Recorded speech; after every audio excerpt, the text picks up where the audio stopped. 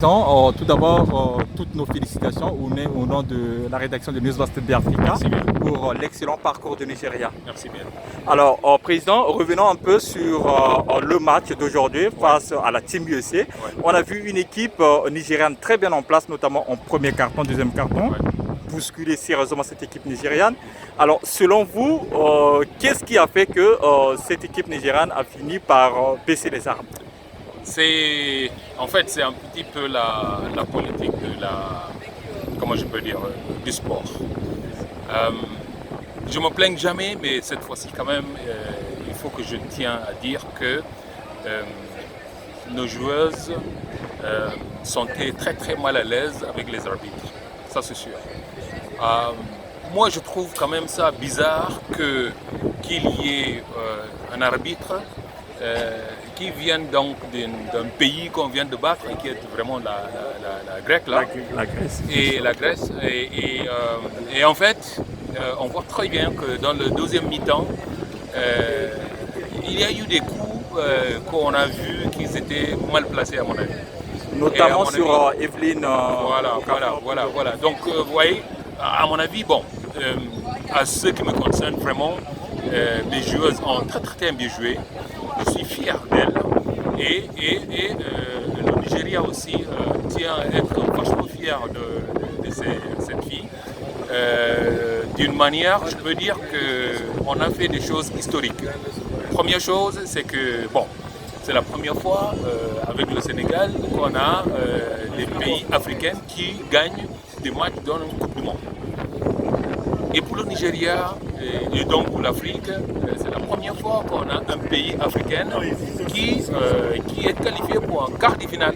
Donc pour nous, déjà, rien qu'on est en quart de finale, l'Afrique est vachement fière des joueurs nigériens.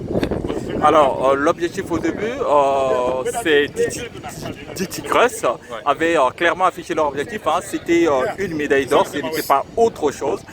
Aujourd'hui, elles ont montré non seulement qu'elles pouvaient battre les Américaines, mais qu'elles pouvaient faire mieux. Justement, nous, on voit le nombre de jours de repos en ce qui concerne l'équipe nationale nigériane par rapport à la Team USA.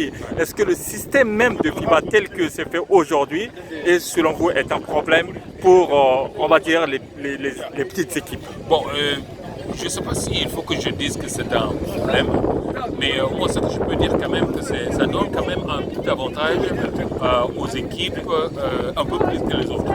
Cela veut dire quoi? C'est-à-dire que pour le Nigeria, par exemple, ça fait donc 3-4 jeux de plus qu'on a joué avant de venir là. Alors que pour les États-Unis, vous voyez, ils ont eu beaucoup de repos quand même pour se mettre en pleine forme pour notre match.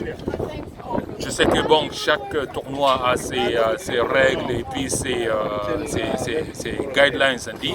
Mais je pense que pour le futur, il faut que quand même toutes les équipes aient le même poids pour avoir de repos et il ne faut pas donner d'avantage quand même aux autres équipes. Après avoir dit ça quand même, je dis toutes les règles étaient établies tout au début, donc on ne peut pas dire qu'on ne savait pas.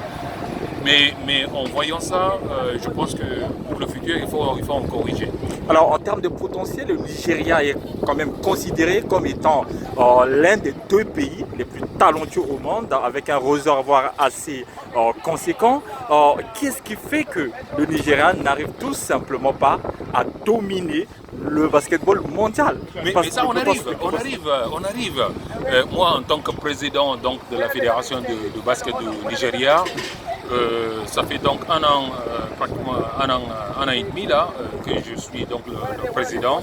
Ce que j'avais donné pour moi en tant que focus ou en tant qu'objectif, c'est donc d'être d'abord le meilleur de loin en Afrique, mais aussi de commencer à gratter un petit peu cette plateforme mondiale.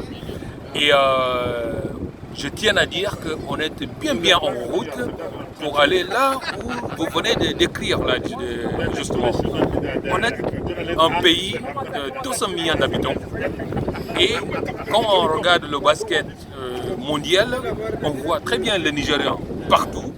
Et moi, je suis convaincu que si on arrive à s'organiser mieux, c'est sûr qu'on va dominer le basket mondial. Mais aussi, je dis, et je parle donc de la part des autres pays africains, il ne faut pas se laisser faire. On est le plus athlète, je peux dire, du monde. On a les plus beaux gabarits pour jouer au basket mondial. Et là, c'est le moment pour l'Afrique.